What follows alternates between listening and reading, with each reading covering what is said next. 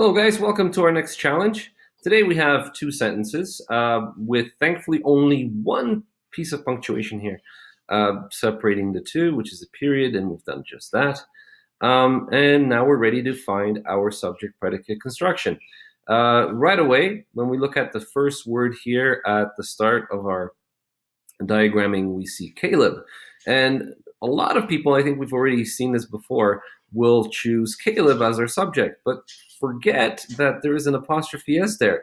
And yes, this indicates a possessive, which means it's not a subject. This is the subject, which is expression. Okay, and if we're right, we should expect to find a predicate, and we do right next to it. Awesome. Next sentence, again, gray comes to mind, but don't forget that gray is an adjective, which is going to describe a noun, and our noun is robe. So there is our subject, and we have our predicate, which is false. So two main ideas, expression is and robe false, as essentially making up this diagramming scenario today. So let's look at all of our other noun cases. And of course, we've already established that this is a possessive.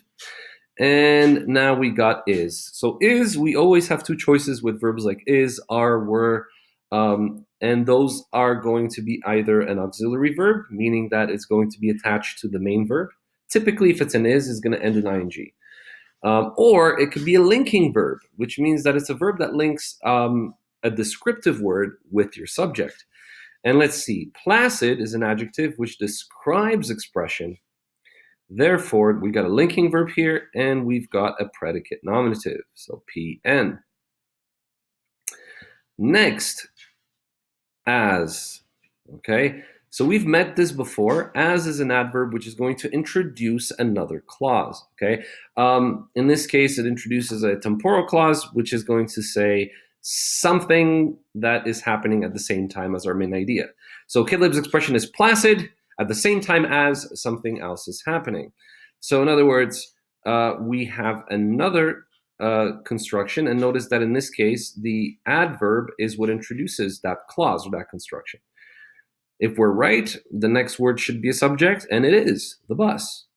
And our predicate is sways. And is a conjunction, so notice there is no comma, right, after sways, which means the next thing I'm expecting to see is going to be a predicate, okay, which it is, jolts. Okay, swaying and jolting are all verbs of motion, okay, which means they're not going to take a direct object, especially if we're talking about a bus or something that's moving, and therefore it has a preposition on, and road is the object of the preposition. Okay, perfect. So we have one main idea, right, which is Caleb's expression is placid. And while this is happening, okay, the bus is swaying back and forth on jolting on the road. Okay.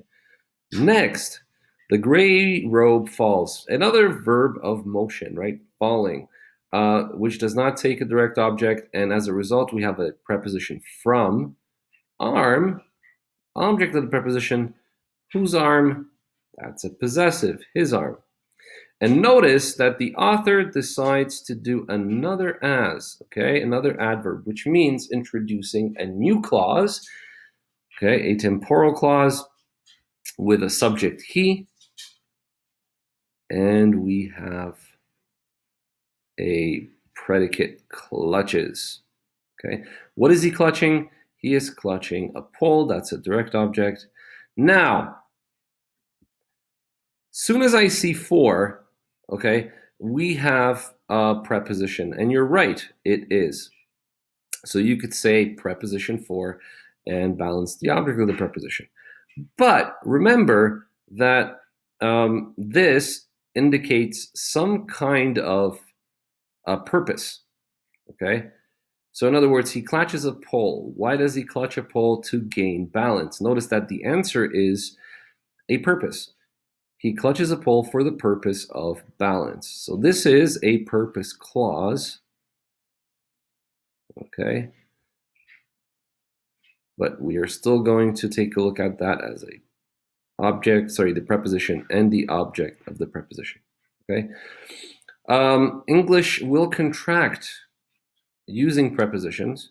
We've already met 2, we've already met 4 to indicate purpose. This is not an indirect statement, okay? It's a purpose clause. 4 and 2 do introduce, they do introduce the indirect object, but because this is done for a purpose, okay, it is a purpose clause. All right, excellent. Let's look at our verbs. So expression is third singular present simple indicative. The bus sways, another third singular present indicative. We have jolts, same thing, third singular present indicative. And then we got gray robe. So the robe is also third person singular present simple indicative. And then we have he clutches, which again is also third singular present simple indicative. So in other words, 2 sentences made up of the same subject, person, the same tense. And again, why is that? Because the action is happening as the narrator is observing it. So going back to our previous challenges, we have jumping from the perfect tense to the imperfect tense, and now going back from telling a story and taking us now into what's happening as the narrator is looking at Caleb. Okay, excellent, guys. Thank you so much for watching this challenge. I'm hoping this is helping you guys get through and improve. I've received some amazing feedback from some of you and claiming that this is helpful, and I'm happy to do this on a daily basis. Please, sometimes we may get a lot more information. Sometimes what I'm describing is confusing. Please leave me a comment. Say, Mr. G, can you clarify purpose clauses, or can you clarify certain aspects of things you're going over? As we do these things, and if you guys are persistent and watching these videos on a regular basis, I will be explaining more and more things that you might find confusing in a previous video. So please persevere. If you want to improve, if you want to get better in writing, if you want to get better in comprehension, just stay on and ask questions, okay? Come on into Google Meet, challenge me, or say, Mr. G, can you explain this a little bit better? This is the time, guys. This is now a time where you can, on your own time, without any bells, without any schedules, just take things one step at a time. Take advantage of the situation, guys, and really pick not just my brain, but the brain of all your teachers that you talk to and you have contact with. We want to help you. We're here to make you guys better, and we're here to give you the confidence you need to grow.